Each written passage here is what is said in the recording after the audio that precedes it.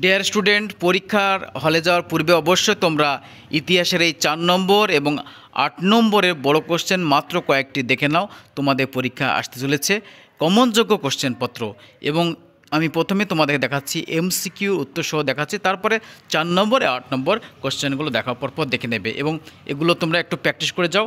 তোমাদের কমনযোগ্য এই কোশ্চেনগুলো তোমাদের কাজে লাগবে, অবশ্যই তোমরা একটু দেখে নাও, ঠিক আছে।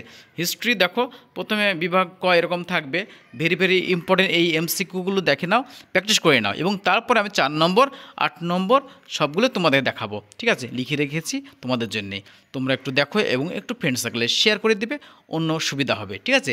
তো বিভাগ কয়ে দেখো, প্রথমকার এরকম 20টি শর্ট কোশ্চেন থাকবে এমসিকিউ। নতুন সামাজিক ইতিহাসের বিষয়বস্তু হলো গয়েরটা সঠিক অ্যান্সার সাধারণ মানুষ। তারপরে দেখো অ্যান্সার হবে ক্ষয়েরটা 1878 খ্রিস্টাব্দে। তারপরে দেখো মাসিক মানবধিনী পত্রিকার প্রথম সম্পাদক ছিলেন উমেশচন্দ্র দত্ত। এগুলো তোমরা একটু পজ করে দেখে নিতে পারো, আমি বড় কোশ্চেনগুলো নিয়ে আলোচনা করব, অবশ্যই তোমরা একটু দেখে নাও। মাত্র 20টি এমসিকিউ, এগুলো একটু দেখো, তোমাদের কাজে আসতে পারে এবং চলে আসতে পারে, কিন্তু ভেরি ইম্পর্টেন্ট আমি তোমাদের জন্য নিয়ে আসছি এই যে 4 নম্বর এবং 8 নম্বরের মাত্র কয়েকটি কোশ্চেন। তোমরা প্রিপারেশন করে নাও এবং প্রিপেয়ার করে নাও, এগুলো গ্রহণযোগ্য এবং আসতে পারে। দেখো আমি 20টা প্রশ্ন এরকম শর্ট থাকবে, তোমরা অবশ্য করবে, ঠিক আছে। পরীক্ষার হলে টেনশন করবে না ইতিহাস নিয়ে, একদম তোমরা দেখে নাও, এগুলোই তোমরা প্র্যাকটিস করো। দেখো মাধ্যমিক ইতিহাস শেষ মুহূর্তে 4 নম্বর 8 নম্বর, 4 নম্বরে মাত্র কয়েকটি প্রশ্ন তোমাদেরকে বলছি। দেখো, নারী ইতিহাসের উপর একটি টিকা লেখো, একটা প্রশ্ন ঘুরিয়ে আসতে পারে, ঠিক আছে। তারপর দেখো সাঁওতাল বিদ্রোহের কারণগুলি লিখো, অন্যভাবে এটাও আসতে পারে, টিকা লেখো, সাঁওতাল বিদ্রোহ থাকতে পারে এরকম, বা কেন সাঁওতাল বিদ্রোহ হয়েছিল এরকম আসতে পারে। তারপর 3 নম্বর দেখো উদ্বাস্তু হতেটা, হ্যাঁ, উদ্বাস্তু সমস্যা সমাধানে ভারত সরকারের কী উদ্যোগ নিয়েছিল বা কী উদ্যোগ, ঠিক আছে।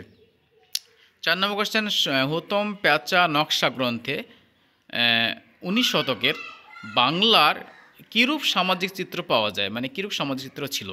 ঘুরে ফিরে আসলেও এগুলো যদি আসে তোমরা এগুলো প্র্যাকটিস করো, ঠিক আছে। আর কয়েকটা মাত্র দেখো, ছাপা বইয়ের সঙ্গে শিক্ষা বিস্তারের সম্পর্ক বিশ্লেষণ করো, ভেরি ইম্পর্টেন্ট।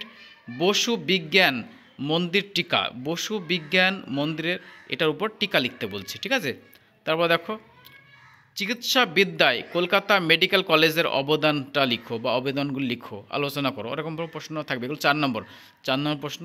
তারপরে এবার আমরা 8 নম্বর দেখাবো। তো আমাদের চ্যানেলে তোমরা সমস্ত রকম সাজেশন পেয়ে যাবে, তো অবশ্যই আমাদের চ্যানেলটিকে অবশ্যই সাবস্ক্রাইব রাখবে, ভিডিওটি একবার লাইক করে শেয়ার করে দিবে, লাইক করে শেয়ার করতে বলছি, ঠিক আছে।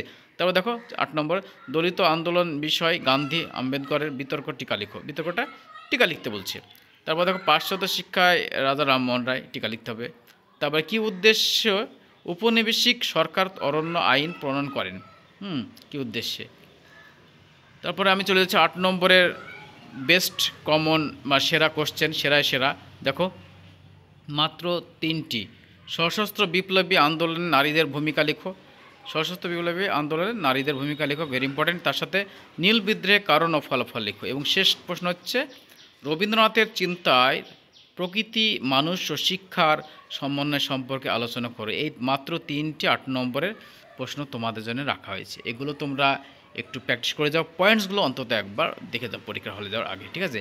এগুলো ভেরি ইম্পর্টেন্ট তোমাদের সামনে শেয়ার করলাম, 4 নম্বর এবং 8 নম্বর, ঠিক আছে। এই ছিল আজকের ভিডিও। আমাদের চ্যানেলের সমস্ত রকম ভিডিও পেয়ে যেতে অবশ্যই চ্যানেলটিকে সাবস্ক্রাইব রাখবে, আর কোনো কিছু জানা থাকলে অবশ্যই কমেন্ট বক্সে কমেন্ট করে জানাবে। Thank you for watching the video.